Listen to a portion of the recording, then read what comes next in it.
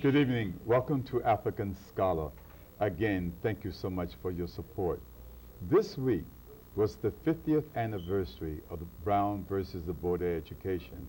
So education has been on everyone's mind this week. Parenting and education, Mayor Bloomberg taking over the schools, school boards, PTA meetings.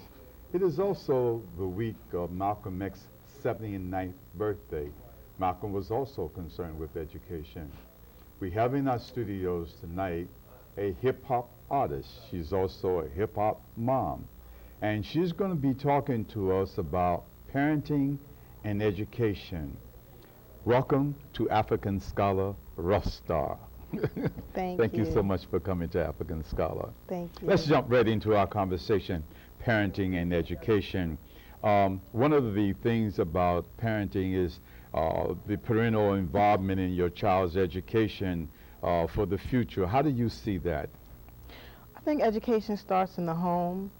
I see you have to prepare your children first to be able to communicate with outside members of the family. And in order to do that, you have to be able to have them communicate with members of the family in the home, cousins and relatives, teaching your children how to behave themselves and, you know, just the little things that they need to know in order to go into an educational institution and be successful children. Now, I feel as though, like, the education for every child, education can be different.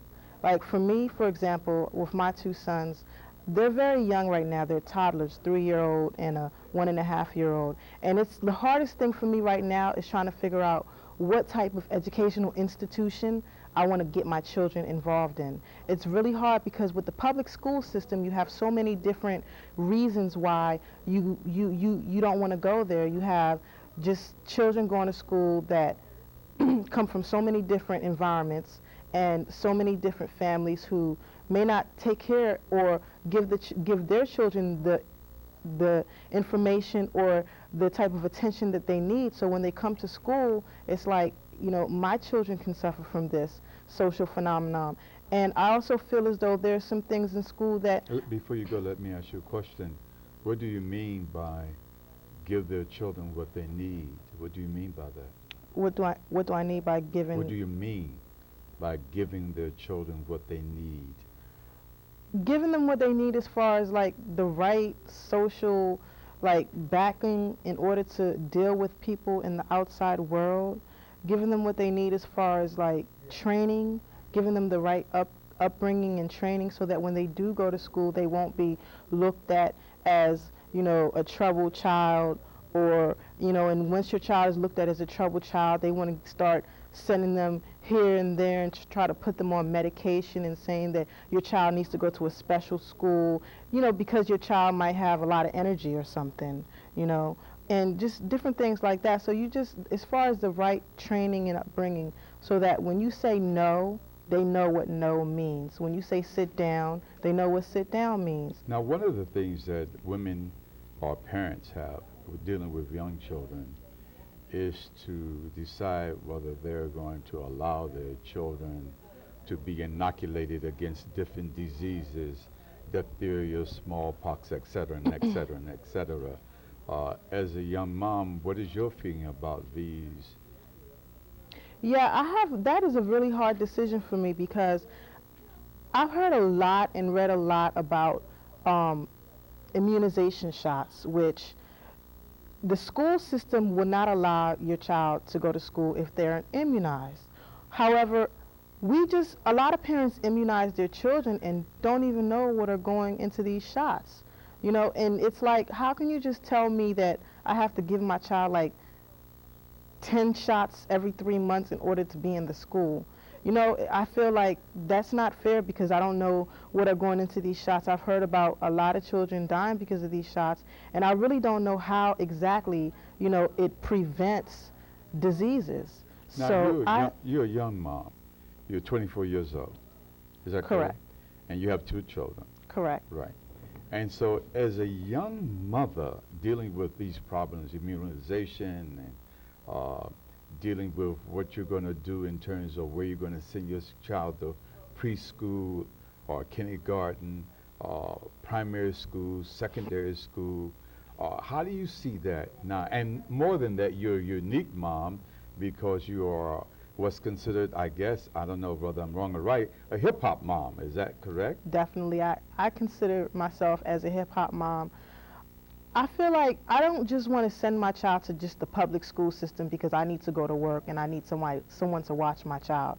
I want to send my children to school where they can actually, to a special school where they're actually learning skills and trades that they can use for the rest of their life, socially. Now, when you say special school, learning skills and trades, at what age are you going to send them to a special school to learn skills and trades? As early as possible. Most schools start taking children at the age of 3. Many parents send their children to daycare at the age of 3 months old, and this causes a lack of relationship between the child and the parent, because at 3 months old you're taking your child to daycare because you have to go to work, and we understand the society we live in now. But when you picking that child up, are you communicating with your child? Are you dealing with your child? Are you teaching your child anything besides what they're learning from daycare? I feel as though, if I'm going to send my child to a school, I want to send my child to a special school, and I want to be actively involved in my child's education. My son is 3 years old, and in September he's supposed to start Head Start. And I'm right now I've been researching special schools like French immersion schools where he can start speaking different languages at an early age, as opposed to waiting until he gets to high school and taking foreign language classes and probably not interested in them because it was not something that was a part of his growing and development. Okay. Sending your child to a special school. Now, the Brown versus the Board of Education was all about integrating. And it is said that these special schools that you're speaking about do not exist in the hood, do not exist in the Black American community. So do you plan to send your child to an integrated school? Do you plan to send your child to an all-black school? And if you plan to send it to an integrated school, what are the advantages in your mind? And if you plan to send it to an all-black school, what are the advantages? Well, I do believe that there are very good charter schools in the Black communities that raise successful African American students. I believe that. And whether or not I send my child to an all-black school or an integrated school would depend on the school that I research. Now, a couple of schools that I have been researching have been integrated schools, meaning that Black, white, Puerto Rican, all races and creed. And I don't want to limit my children from being and learning from other cultures. Definitely not. That is the whole point of having a good and special education, where my child can go to school and freely learn of different cultures and be around different people with the freedom to be himself, and at the same time not worry about being around other people and learning from those other people as well as the other people learning from him. Let me ask you, now, one of the things that we hear in reference to Black schools in the Black community is that there's no involvement of parenting. Parents don't come to PTA meetings. Parents don't help the children with their homework. And the integrated schools claim that the parents are more involved in the children's education, more involved in assisting them in their homework, more involved in terms of defining goals for them. As a hip-hop mom, what is your opinion about these criticisms against Black parents in the Black community and the compliments that's lauded upon white folks in their community? Well, as a young mom coming from a low-income community, I feel as though, the problem with Black parents or, parents from lower income communities is the fact that they have to work a lot more hours. Some moms and a lot of single Black moms out there, and a lot of them are working 2 and 3 jobs just to try to pay rent and try to get the things that they need to take care of their children. So it becomes harder for them to spend this extra time. I believe that A lot of moms, though, even though they're not able to spend the extra time, they're sending their children to different programs and community and getting them involved in community activities. And if you're not, I recommend that you do get your child involved in some type of activity where they can do something. And at the same time, if you can't be with them a lot, the little bit of time that you do have with them, go over something with them. Take a ride somewhere. Let me ask you something here. Now, you said that it's hard, for parents who are in the black community working. And many of the parents in the black community are single parents, some black men, mostly black women, who in terms of. Now, one of the things that we talk about is a lack of proper parenting in the black community. And you just said, well, if you can't do it, then send your child somewhere, to do it. But the criticism is not about the availability or the organizations or the units that are out there for you to send your child to. The criticism is that in the African American community, there's a lack of proper parenting. And what does that mean to you, a lack of proper parenting? That means that people are not spending enough time with their children. That's what that means. So that would mean then, even if it's hard, rather than send your child to an outside institution, you should devote whatever time you have to teach your children yourself. Some of the options I looked into as I've been doing research for my children to go to school is homeschooling.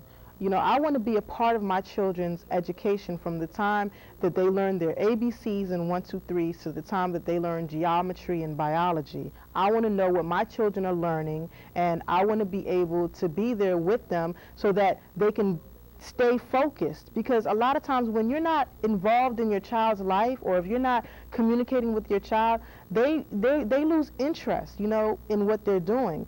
If they have someone to talk to on a regular basis that they can, ask questions, or both of you guys can study go to the library and study some of these subjects yourself, they stay interested in school, and they stay interested in whatever it is that they're learning, and they stay focused, and then they want to take things to a next level. If you get your child involved at an early age, in different activities that involve some of the things that you learn in school as far as arithmetic and English and science, and the child would then grow to enjoy learning these things and want to do more and want to talk to you more about it. So you're listening to African Scholar Warrior. We are introducing a new subject. We are talking about parenting and education. We're speaking with Ruffstarr. She's a hip-hop mom. She's 24 years old, and she has 2 children. So she's faced with a lot of the problems that young parents are faced with.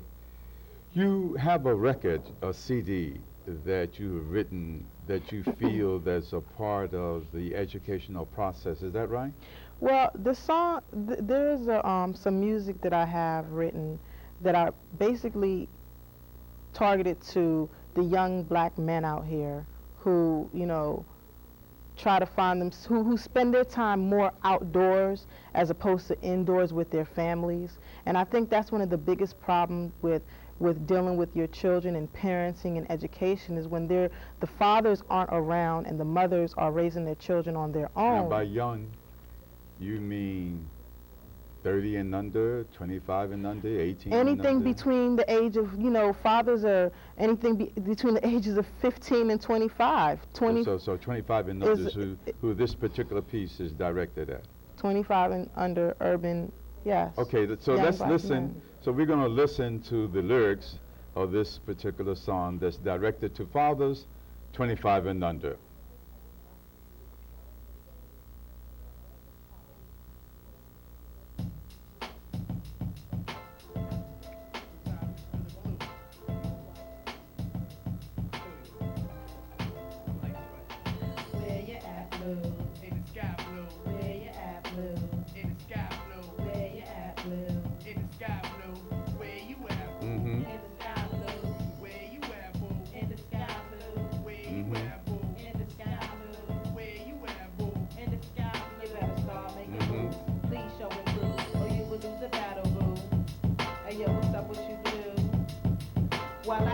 my heart, you was hot on the block. Every day, all day, many vibes, you love to spark with your OG crew. Up and down New York Avenue, damn you. I told you all that hot shit had to cease. If you wanna be with me, you got to get up off the streets. You claim to walk the righteous path, but you ain't living. We lock up every time we out on a date, you serving heads. We can't really chill, cause you'll get pressed by the feds. They know exactly who you are and what you all about. Every time they come around to take your ass out, you bring confusion to my atmosphere. You ain't even sincere. Always telling me how you love me, you'll do anything to change for me. Well, show and prove your actions. Show me some real passion. Stop slapping me in the face and mashing up attacking other youth overload.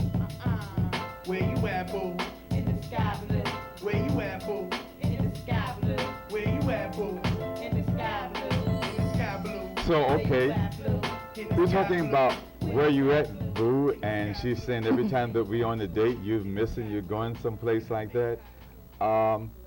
Is that music more towards people who are single without children, or is it towards people who have children?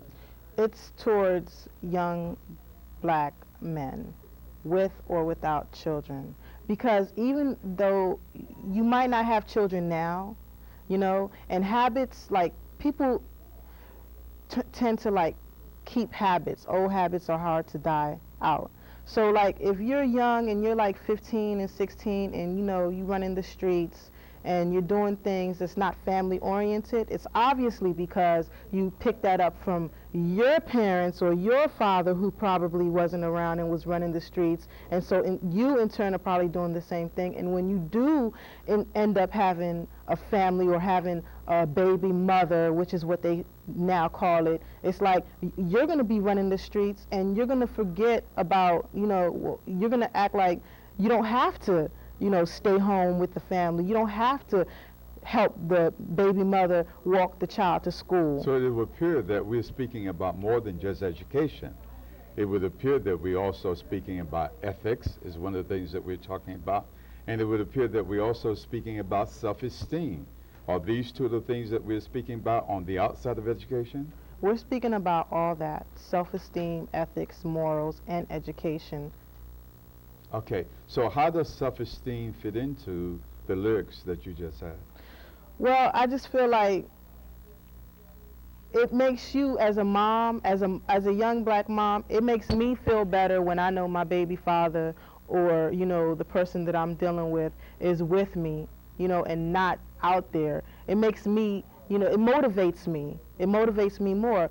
Like, I know a lot of women and mothers, single moms, who are very depressed because their baby father is not around, you know, and it's hard for them sometimes to like move on, you know. So it's like that depression brings down their self-esteem, you know. And I don't think that, like, in the school system, I don't think that the teachers and the educators sometimes, especially in the public school system, are understanding where some of these, you know, children, the households these children are coming from. So when your child is acting up, you know, they don't know that you don't have they don't have a mom and dad in the house. And before you go all the way to the school, let's get back to the self-esteem with the mom and the baby, you know, because that's something that happens with inside the, you know, the home before it goes to the classroom.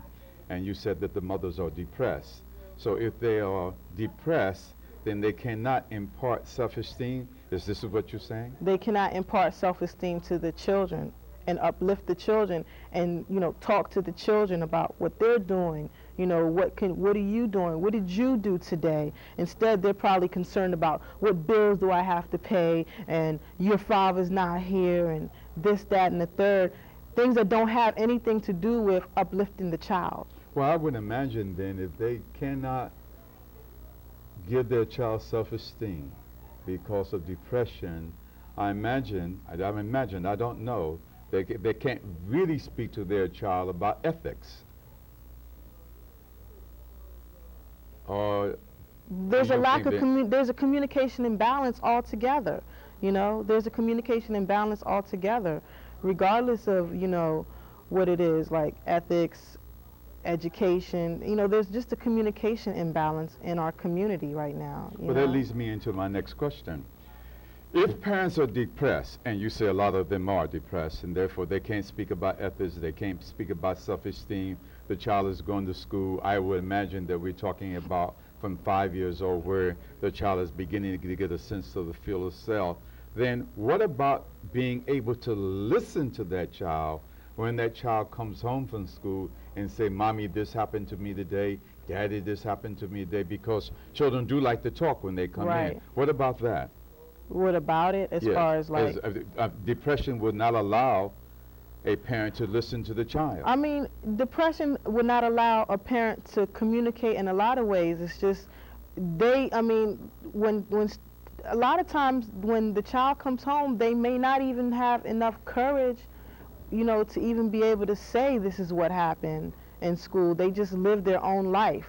A lot of youth just live their own life. They live in their own world, especially in this hip-hop generation that we live in. It's like we are in our own world, which is why we rebel so much. Why you know did what I you mean? write your record, Where You At Boo? Is that the name of it? Where You At Where Boo? You At Blue? I actually, when I wrote that song, I thought about Tupac Shakur, because he died and passed away because of like a murder against the black man, and no one knows who killed Tupac, but we obviously know from his music and from what we've seen on TV that his lifestyle was involved in a lot of street activity. You know what I mean? And it's like you involve yourself in certain things, and what type of actions come out of those things. And I wrote that basically dedicated to Tupac Shakur. And it's like, where you at, boo? In the sky, blue. I'm dead. I'm in the sky. I'm in heaven. Where you at, boo? I'm in the sky. I'm in the sky, blue. And then in turn, the chorus comes back around and says, where you at, blue? Yeah, I'm blue. I'm in the sky, boo. I'm blue because my man is, running around and, who knows whether or not he's going to get shot up tomorrow. So You know this what I blue mean? that you're speaking about in this case is the depression that you're speaking about. Right. And so Right. you're writing it in terms of the depression. Right. Now, as a young mom, hip-hop mom, and there are millions of them out there right now in America, what would be your advice to them? My advice is to communicate with your children from the time that they are in the womb. Sing their ABCs over and over and over again, at least 20 times a day, so they can get used to your voice. And when they come out, when they're born, continue to sing to them, continue to count to them, count with them, so that they can learn something. My sons love it when I sing the ABCs. I rap it to them. We be like A, B, C, D, E, F, G. I mean, just like have fun with your children, take them out, play basketball with them, take them to the movies, do things with them. Even if you work long hours, find a Sunday that you can like take a ride somewhere, even if it's like for like 2 hours, and during that 2 hours instill some type of morals and ethics in them. No matter what it is, communicate with your child and have fun with them. Now, a lot of parents are going to hear you, and a lot of parents are going to say, what is she talking about? I don't have time to do all of that. I'm tired. I'm working 2 jobs, maybe some be working 3 jobs because they're single. They don't have the man in the house for whatever the reason. What would be your advice to the brothers? Now, I take that advice that you just spoke to was primarily to the mothers because Right. it's single parents, okay? Now, what about the brothers? Is the brothers who are deserting the sisters, the brothers who are walking away?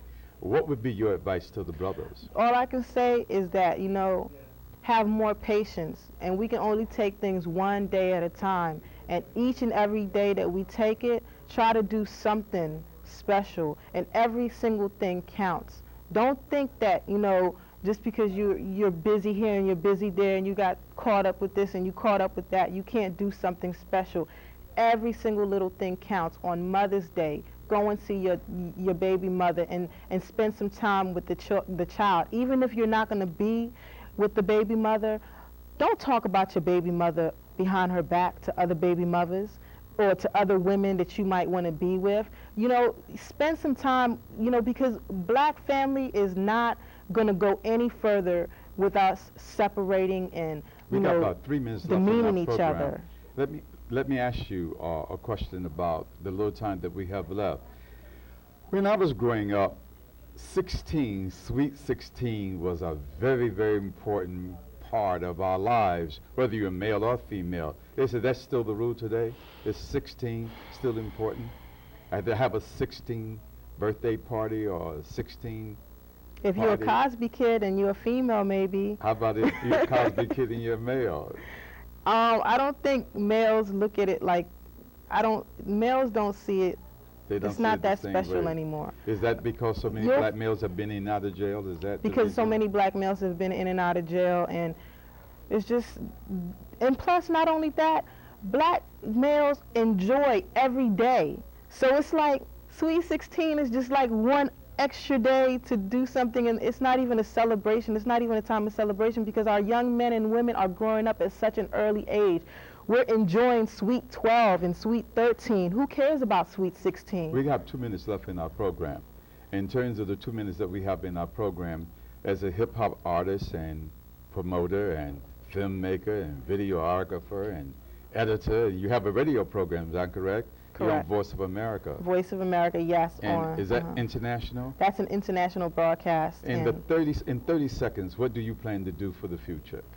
for the future, I just plan to uplift my children and get them the best that they can get through my music, through my productions, and through everything I'm about. It's all for my children so that they can be about something. That's what my future Do is you about. have a CD plan?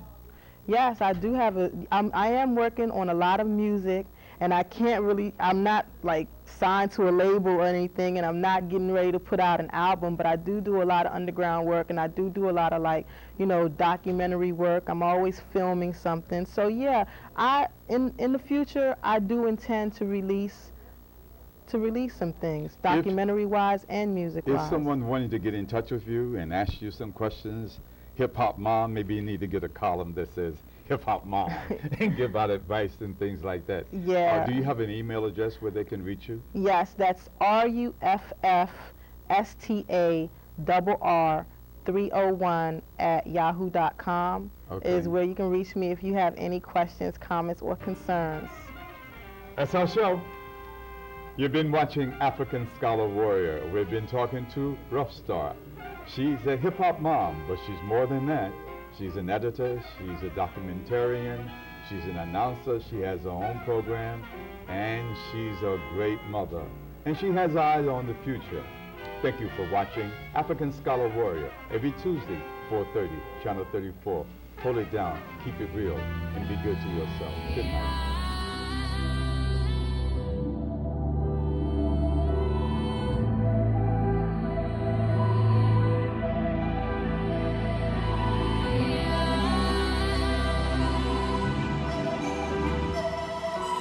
The world has been broke down.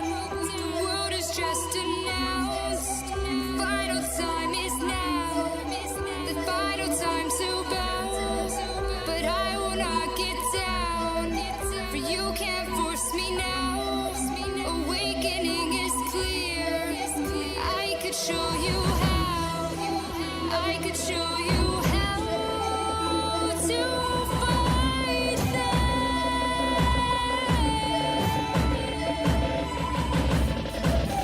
I could show you how to defeat them now. Psalms 91, 92, and 93. Every day at midnight. Devil flee away from me.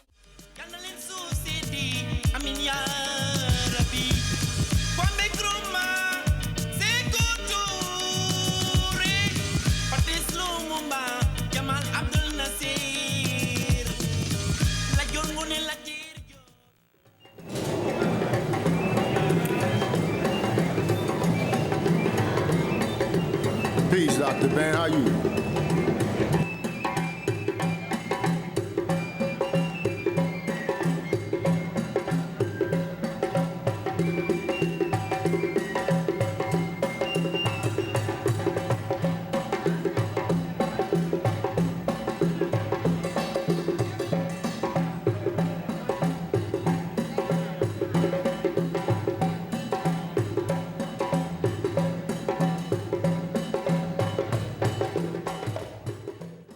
This is the Voice of America, Africa service in Washington. It's 16 hours UTC. Yes, my friend, and this is the place to be. And now, live from Studio 12, this is Nightline Africa. Peace and greetings. I am Queen Adeyemi, and this is my world on African arts and culture. I love poetry from the African diaspora. It just soothes me. So, soothe your asthma, all that stress and pain. Light your candles blue. It's Sunday on the East Coast in the States where I was mostly raised. Born in West Africa, that's where I first heard the talking drum, the birds hum, and poetry in motion sing hallelujah. We are here today to celebrate. I'm with my family Uncle Ted, and we'll be with you from time to time. So let's unwind, feel the vibe, and just chill, alright? African arts and culture for Nightline Africa programming. Most people that know me know that I am naturally a big fan of African arts and culture. That's just my personality. I love traditional African fabric, food from different parts of the continents, traditional music, and African dance. So when Uncle Ted, the host of Nightline Africa, asked me to read poetry and then eventually produce materials on topic, I was so excited and comfortable with doing so because I knew I was going to be speaking on a subject I love to be about. Yeah. African arts and culture. Check this. King of poetry, king of poetry, queen of poetry, queen of poetry, king of poetry, king of poetry, queen of poetry, queen of poetry, king of poetry, king of poetry, queen of poetry. You are listening to Queen Adeyemi on African Arts and Culture.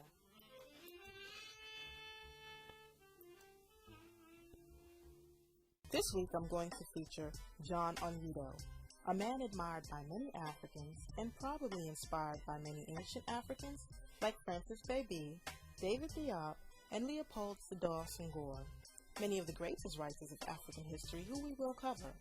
But this brother Onyedo is a very deep and prolific writer from Nigeria who has published a wealth of literature. The first poem of John Onyedo that I will recite today is The Final Frontier.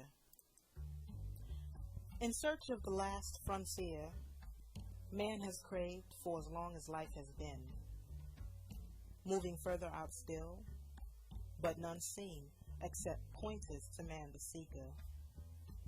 In frenzied desperation, he peers into endless galactic space, in search of a specter of life will trace, but only pointers to man the seeker. Into the bottomless oceans he ventures, encountering saline-soaked extrusions, oblivious to his diverse intrusions. Again pointers to man the seeker. In utter exhaustion man whimpers, and wears the dawn elixir of life, the philosopher's stone sought with strife, and pointers back to man the seeker. Oh, if only man would care to look within for a glimpse of the Holy Grail, and man concealed with wreaths of braille. For man is fearfully, but wonderfully made.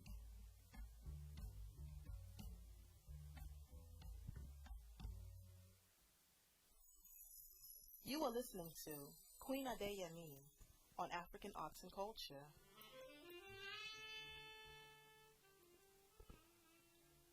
Yes, y'all, it's the Queen once again.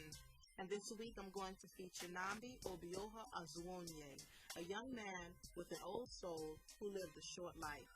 Nnamdi spent the last 10 years of his life in the United States writing over thousands of poems, which have been collected and some published under the Nsibidi Modern African series. This first poem of Nnamdi Azuonye, which I'm going to share today, is On the Way to Find Myself. On the way to find myself, I depart from all who knew me. I depart from my friends. I depart from my family. I depart from my feelings, good and bad. I depart romance and those love letters. I depart from sports and games and fun.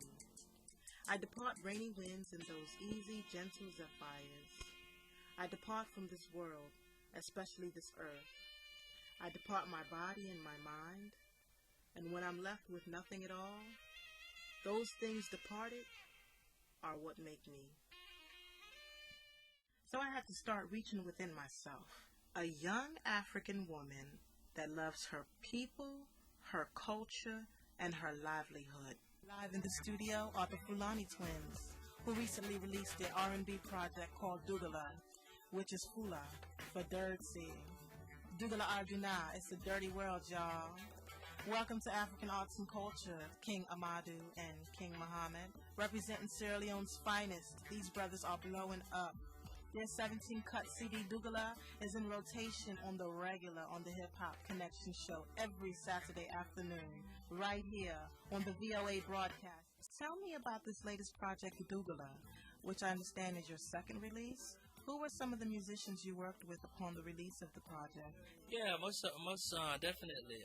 The people that we work with are like one is specialist is from Sierra Leone. He was born in McKinney, and we have this guy from Jamaica called Glenn Mario. Then we have this lady called Michelle. Is from BC, and we have the Spanish guitarist. His name is Jordan Naya.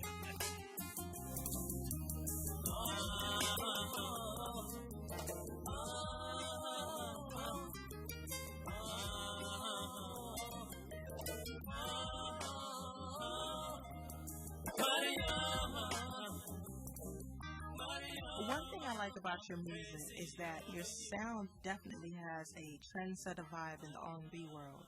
Who are some of your influences in this industry?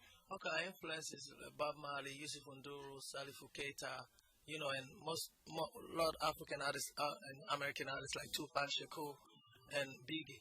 Okay, me and my brother one time we were driving in Baltimore and we start singing in hip hop. Then we start singing that Amishu song in a dialect. Then I start singing in Fulani. Then we were like, why don't we just get this Fulani and so we can be different from the other people. So when we come out there, they're going to say, wow, these are Fulani, they're different.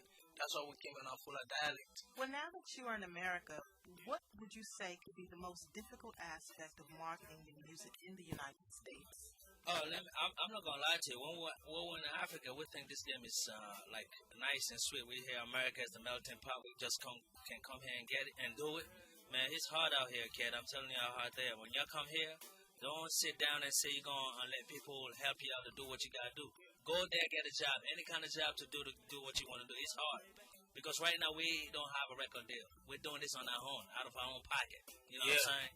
Yeah. So, like I say, I'm telling all artists out there that are doing this, man. It's not an easy game, so you better be real strong and keep your head up and get ready to roll, man. America is not easy. No doubt. Uncle Ted produces a special Christmas program every year, which gives the Nightline family members an opportunity to send holiday greetings to their loved ones. You heard our parts 1 and 2 last weekend, and tonight we present the last part, the last one in the series. More Christmas greetings, New Year greetings from Nightline family members. Now, some friends of the family who are not members sent in their request as well. It's okay. It's okay. You know what? It's a loving family. We care. We accommodate. That's all right. You're welcome. So right now, let's join Queen Adeyemi. Christmas and New Year greetings from Nightline family members and, as it were, friends of the family. Peace and greetings, Uncle Ted. Peace and greetings to the Nightline family. I'm back with more Christmas and New Year greetings. I hope everyone enjoyed the Christmas program, and I hope everyone had a safe and joyous Christmas day. Looking forward to the new year, I pray that we are all blessed with a new spirit, a new heart, and new goals. This is in remembrance of our ancestors. J. Maurice Gum from Bamenda, Cameroon, is wishing a Merry Christmas and a successful New Year to his uncle, Mr. Jacoy Martin of the GCE board in Boye, Cameroon. Also to his friend Nyambi Aseni in Mayuka, Southwest Province, Cameroon. His godfather, Barrister Gek John Gala of Gala Chambers in Bamenda, Cameroon. And also to Anye Lawrence Chi of Amiti Chambers, Bamenda, Cameroon. Not forgetting Charles Gua of Gama Infotech, Cameroon. Wishing to hear from you soon. Richard Haba is sending Christmas greetings to his family and friends. His son, Richard Haba Jr. and family of New Georgia Road, Chicken and Poultry, and Jimmy Jopalon High School. Mr. Seleki M. Talaway of Claretown, and also Mr. Zwana Kenneth of Lone Star Gas Station in Jacobstown. Also, not forgetting Mr. Shadrach.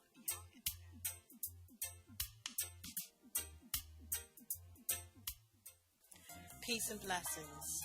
The World Learning has given an earmark of $1 million through the United States Agency for International Development to be used to build African civil society's capacity to transform violent communal disputes into peaceful coexistence, which is a prerequisite for society. Well, see, what I've heard was like across the sub-Saharan Africa, almost a total of 2.2 million adults and children have been estimated to have died from AIDS in 2001, and it's like 2003 now. We're going on to 2004. Do you feel as though that number has gone down, or do you feel it's still rising? Yeah, I mean, I know one thing for sure about my country. I just attended another workshop by the Ministry of Tourism in Zambia, and a doctor there explained to us that statistics have actually, gone lower by, I think, 5%, something like that. It's a good thing to know that the statistics have gone down, but, we got to keep it moving, make sure that, we try to eliminate the whole, HIV/AIDS pandemic if we could. You know what I mean? Doctors are doing their thing, scientists are doing their thing, trying to do what they, can to help reduce the effects of the pandemic. And then a lot of different organizations are having, apart from us, a lot of different organizations are having, workshops, and they're educating people. I listen to radio a lot, so you hear a lot of programs, HIV/AIDS related or health programs, focusing mostly on the HIV/AIDS pandemic, because that's what's taken a lot of people's lives in Africa. VOA's English to Africa was a real challenge for me. You get to learn something new every day, meet so many interesting people, and there is always an opportunity to help someone out. My services are always open to English to Africa.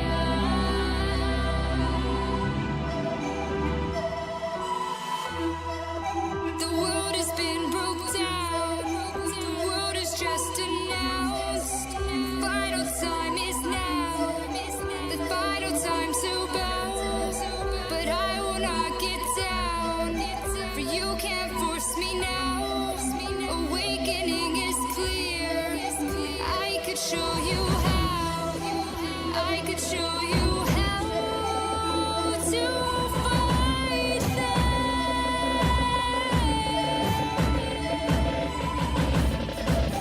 I could show you how to defeat them now. Psalms 91, 92, and 93. Every day at midnight, devil flee away from me. Nigga walk and stumble, talk and crumble. Fuck a dark angel assigned to me in the heavenly. Mikael, thunder in heaven against my enemies. I bury you today. Amphibian powers, python spirits, trouble in my destiny. Beware and cautious. I'ma take it from the top where I fell off on you hoes. I'ma show you all about the vision of that cornerstone. You control all your life. I'ma rock beats, lizards in control of my life. Rock that royal bloodline, mastering my destiny.